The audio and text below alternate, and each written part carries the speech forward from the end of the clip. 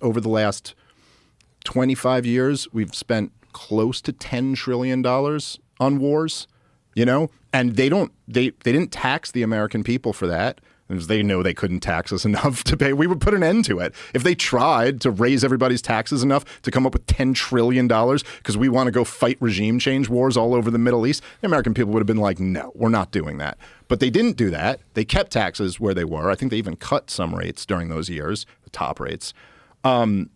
And then they borrowed the rest, and they still couldn't borrow enough, so they just print the money. And then essentially what happens is that the price of everything just goes up and up and up. And you just put more money into the system, and then people start looking around and going like, geez, why is the price of housing and healthcare and energy and childcare totally unaffordable? And the answer is because you're paying for the war in Iraq.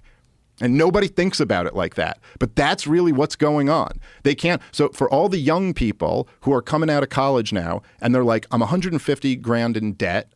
I have a gender studies major degree or whatever, maybe something better than that. But they got an English degree or something. And they're working at DoorDash and the average house is going for 600 grand. And they're like, what am I possibly going to do? It's like the reason why these kids are all demanding socialism, at least on the left, is because, like, what else are you going to do? Like, how do you even... But the reason why that is the case is because your government decided to spend trillions of dollars on blowing up brown countries and in some cases then rebuilding them to blow them up again.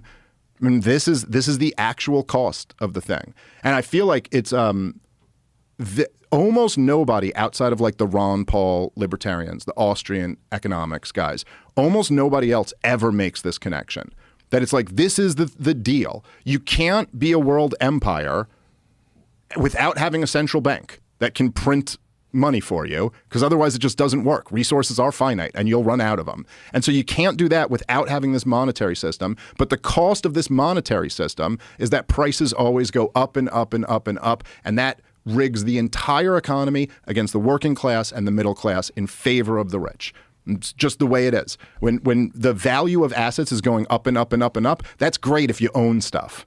That's great if you own stuff and you're selling it. If you got $1 billion in the bank, inflation is your best friend. But if you're on a fixed income or you're a working class person, it just destroys you. And everybody who's working class knows this just from living through the last 5 years.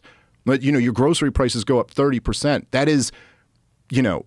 that's people have this idea that there's like economic issues over here and then there's like social issues over here, or there's foreign policy over here, but it's all one thing. The prices of groceries go up by 30% and families get destroyed. Men swallow pistols. Kids grow up without fathers. Like, that's the cost of this shit. And that's what we're living through now. And what we'll continue to live through as long as we have a government that it spends way beyond our means. Like Dr. Ron Paul used to say, when you spend beyond your means, you're destined to live beneath your means. And we have an economy that's built around doing the exact same thing it's always done, right?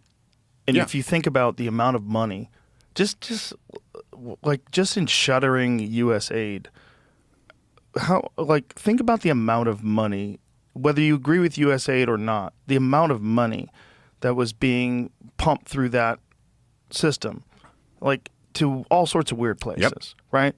There's when the Department of Energy gave out $93 billion in loans in the months between Biden losing, or Kamala losing rather, and Trump taking office. Like, where's that?